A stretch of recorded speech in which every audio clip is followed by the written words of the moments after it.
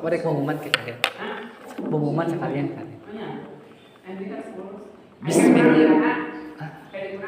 Maret cina. Maret diundur di Maret. Bismillahirrahmanirrahim. Assalamualaikum warahmatullahi wabarakatuh.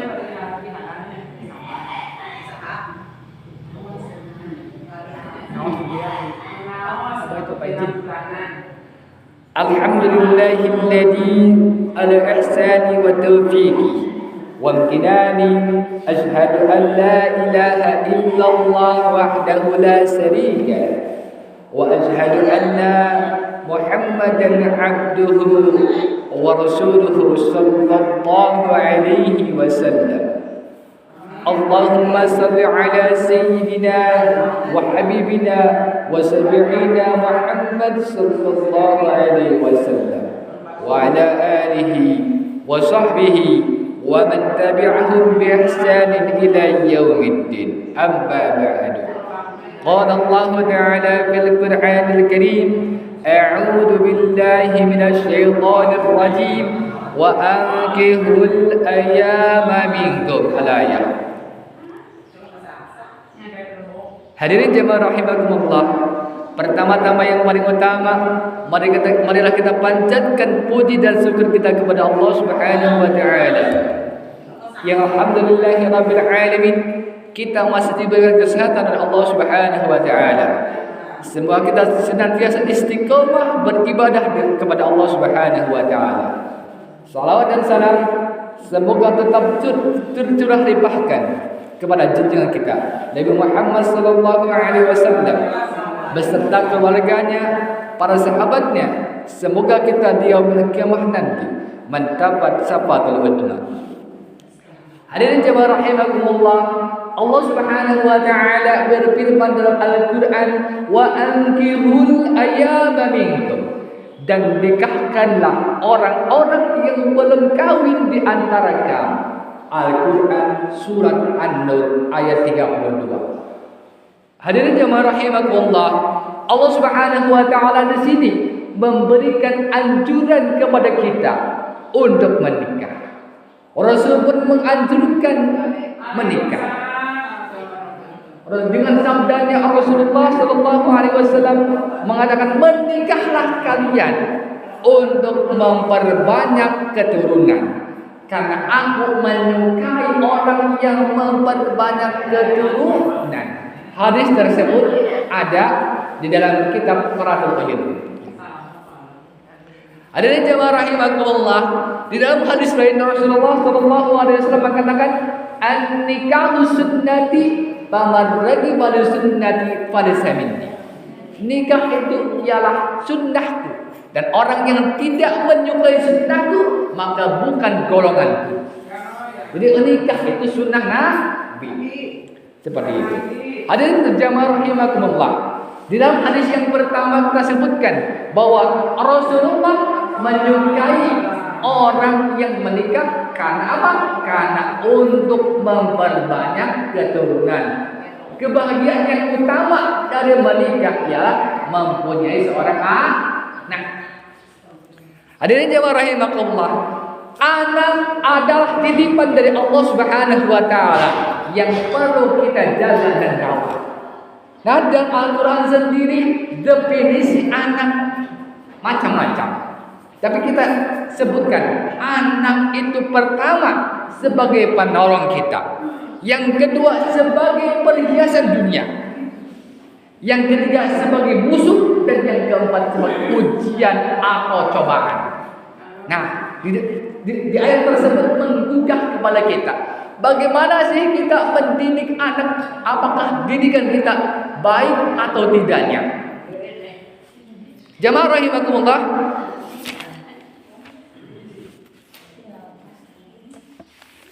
di sini kita mencoba mengibaratkan bahwa anak kita ketika anak berbuat kesalahan, apakah solusinya dengan cara memarah atau memaki mereka? Kita kiaskan kepada diri kita sendiri. Ketika kita dimarahi oleh orang lain, dimaki, dikata-katai kasar, maka kita setuju atau tidak? Mungkin tidak. Begitu pun dengan yang lemah pikirannya, lemah hatinya, maka kita perlu yang dinamakan lemah lembut dan kasih sayang. Nah di sini hadirin jamaah rahimakumullah, lemah lembut dan kasih sayang kepada anak ini perlu, karena pendidikan karakter dimulai dari perkataan yang baik dan lemah lembut kepada anak kita. Walaupun anak kita berbuat salah, berbuat kesalahan, maka kita perlu mengatakan yang lemah lembut kepada anak kita. Rasulullah SAW mengatakan, "Hurrima 'alan nar hayyin layyin." Diharamkan atas api neraka orang yang rendah hati atau tidak sombong. Yang kedua, lemah lembut. Hadis riwayat Imam Ahmad. Jadi jemaah rahimakumullah, ketika kita mendidik anak, didiklah dengan lemah lembut dan penuh kasih sayang. Nah di sini Buya Yahya mengatakan bahwa mengungkapkan apa saja yang perlu kita perhatikan kepada anak, yang perlu kita tekankan kepada anak. Yang pertama yaitu menekankan kelembutan.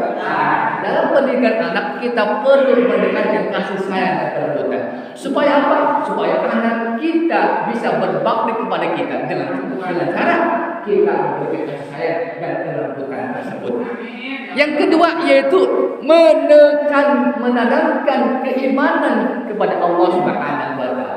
Kita ajak anak yang masih kecil untuk beribadah kepada Allah. Kita contohi terlebih dahulu dengan cara kita sholat, baca Al-Quran, dan kita berinfak supaya anak meniru kepada kita. Yang ketiga kata Buya Yahya yaitu pendidikan berbakti kepada orang tua. Setelah dua hal tersebut dipastikan anak akan berbakti kepada kita dengan cara kita memberikan tauladan yang baik.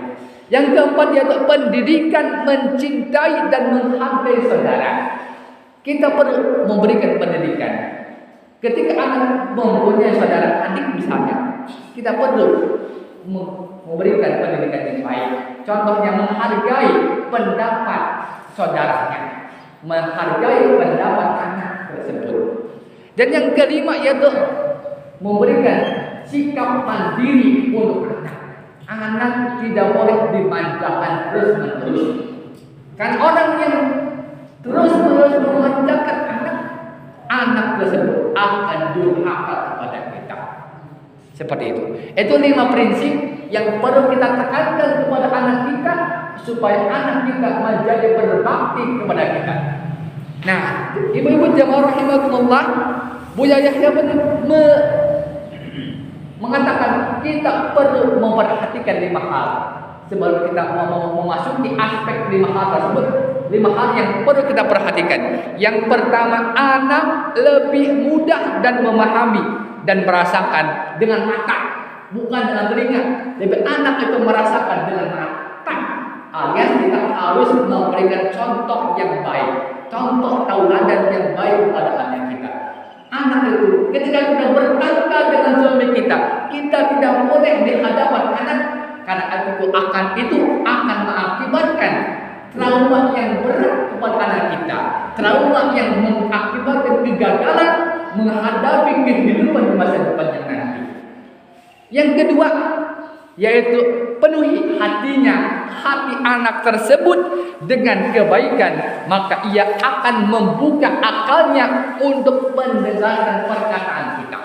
Penuhi hati anak tersebut dengan perkataan yang baik, perkataan yang lemah lembut dan kasih sayang. Dan yang ketiga jamaah rahimakumullah, dahulukan sentuhan lembut.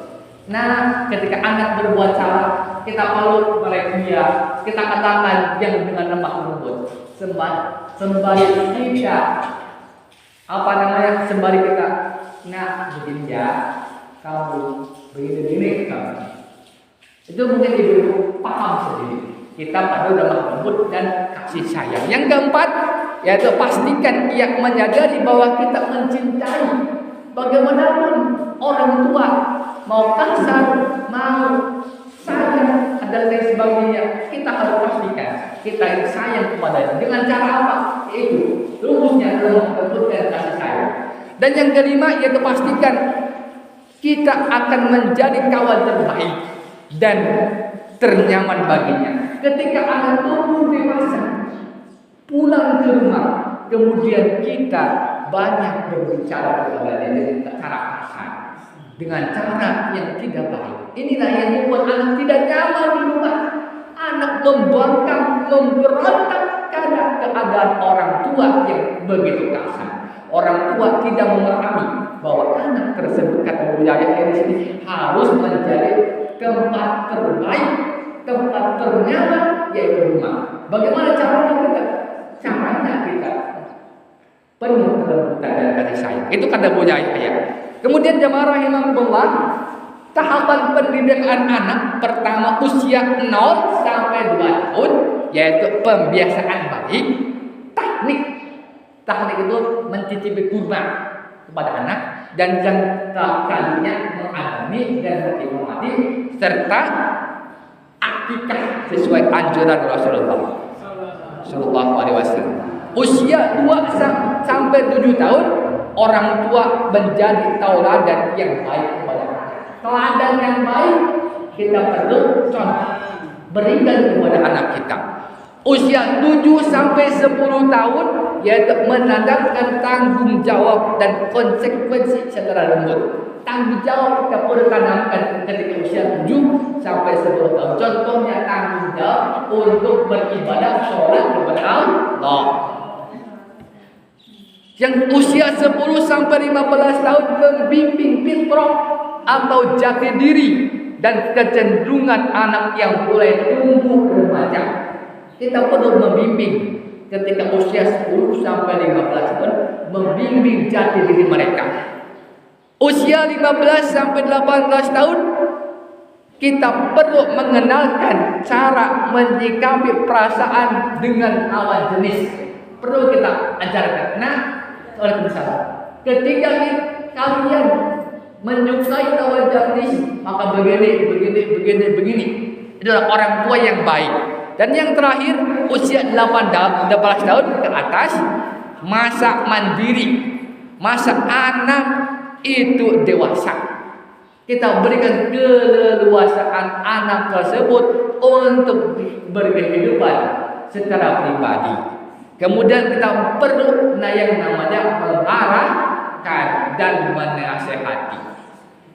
Itulah pendidikan anak dari 0 sampai 18 tahun ke atas dengan cara yang baik. Wallahu ta'ala alam. Subhanakallahumma wa bihamdika asyhadu an la ilaha illa anta astaghfiruka wa atubu ilaik. Ibu-ibu, pengajian Desa Cibubus tanggal 26 insyaallah untuk 15 hari bulan Maret tahun 2026. Sekian, Allah Ta'ala subhanahu wa ta'ala.